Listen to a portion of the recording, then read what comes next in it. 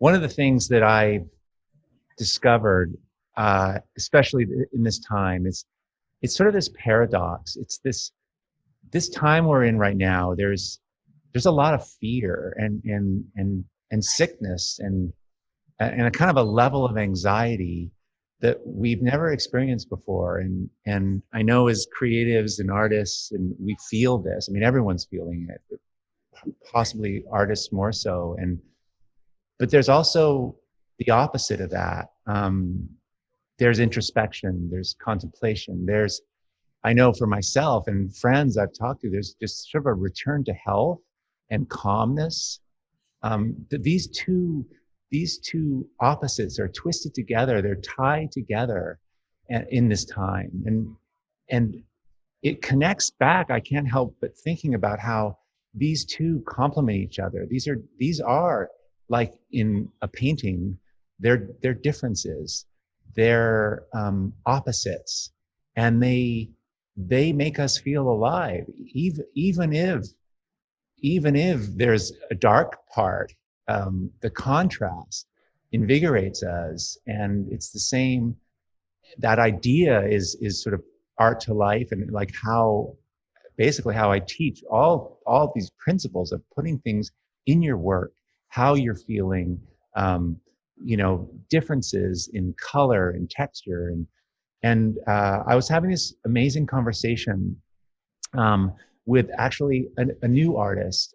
She's only been painting 4 months. She came out of CVP and our Creative Visionary program. And she is a gastrointestinal pathologist and now also an artist. And she spoke to this paradox and an amazing outcome that I just had to share with you guys. It's really something. So Christine, thank you. Her name's Christine Iacobuzio Donahue. Christine, thanks so much for being here. I know you're in New York City, and we see your bedroom studio. You've already got a studio. You've only been doing this 4 months. You're still working your job, obviously, but yep. So tell us how this story and how the idea of paradox has shown up in your world. Sure. So long before I started CVP is how this story came about for me, which led to a book called Hidden Beauty. And as a pathologist, you spend your days looking through a microscope at tissue, and you're diagnosing it as it's normal, or it's cancer, or it's inflammation. And then these are people who have sickness. You're looking at what they got. People have a biopsy, right? Oh, wow. Okay. Of something, and the clinician needs to know what it is so they can guide treatment. They need surgery, or they need an antibiotic, or this is like cancer and cancer, mostly cancer, but quite often inflammatory diseases, some diseases that are just interesting things. People aren't very sick, but it makes certain patterns. So pathology is just a fascinating field for somebody who is going to end up doing art and not knowing it at the time. So we're probably talking now visual. Yeah, it's so visual. It's a fascinating field, and just the human body is so interesting to look at under a microscope. So it occurred to me one day, I was working with some trainees, and I had a biopsy of an older woman who had a mass in her stomach.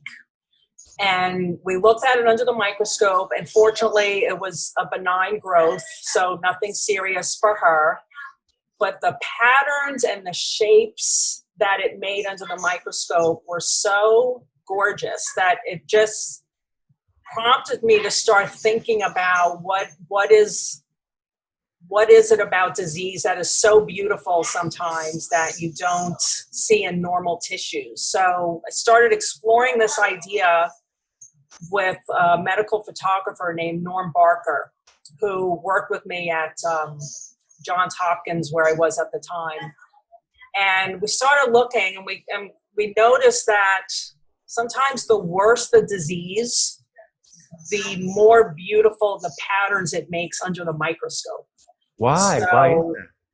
it's knowing now that I've taken CVP and I've learned about the principles, I really think it's because normal tissues, everything's patterned in a certain way. It's very regular and systematic, as a normal structure should be. Whereas diseased tissue has no pattern. So as you look at it under the microscope, region to region, the cells make different shapes and structures, and some of the cells are big and some are small, and it's almost like design. It's design, it's randomness to the design that you don't have in normal. And that's what being a pathologist is training your eye to discern differences to make a diagnosis. Wow. But it's all the things that you use to make art. And so that was about a 5-year effort to come up with a system of images, just exploring just the beauty in medicine and science. But it's the beauty of a dark thing. It's a beauty of an ugly thing. Yes. It's a terror. Yeah, so with many of the diseases, that to me was one of the most interesting paradoxes of it, is that you think of cancer as something that anybody who's been affected by it, myself included, a parent passed away of cancer, there is the emotional element. It's negative, it's suffering, it's pain, it's scary. And then the fact that if you look at it, it's so pretty. It can be so pretty that if you remove the emotional context of what it is, and if somebody just from an aesthetic point of view looked at the image, they would derive enjoyment from it. But then you add in, oh, here's the caption, this is what it is, and people will recoil like, oh, that's horrible. And that difference is what we were trying to explore. And it's not at all to glorify disease in any way, but just that I found that difference so interesting. And that's what the book is about. It's really baked into life itself, that there's always these threads that are positive, that bring you alive, but they only are that way because of what surrounds them. It's right. So fascinating. What's bad is the context they're in. Yeah. Right. It must be a wonder to just look at something that just looks like a tissue sample, but then to look in a microscope and just see a world that you couldn't see with the naked eye. It's like going to a museum. It's like opening a door to a whole new world. Yeah, it is another world. It's a beautiful world. You see all the most interesting things in the hospital. You do a lot of good, but in the course of it, you just see such interesting things. I think without realizing it, you're feeding your left and your right brain. You're just looking at beautiful things. It's just so visual. And so you are all day, every day, just looking at images and discerning differences and just seeing fascinating things. Well, and how great, and what a perfect launch for you to step into your own artwork, to be the creator of this same aliveness. Right. Right. Yeah, I everything that I've learned through my medical training has fed into learning how to be an artist and using the exact same skills. Obviously, one is my eyes and a diagnosis, and the other is my hands and paint. But they really, I've been surprised over the past 4 months how much I have gone back and relied on what I learned in my training for how I'm making my paintings. So fascinating. Everyone, the book's called Hidden Beauty.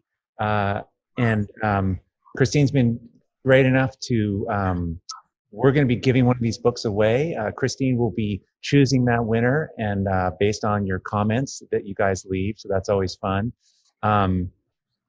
There's a link down below for Christine's Instagram account, as well as her website. So go check that out.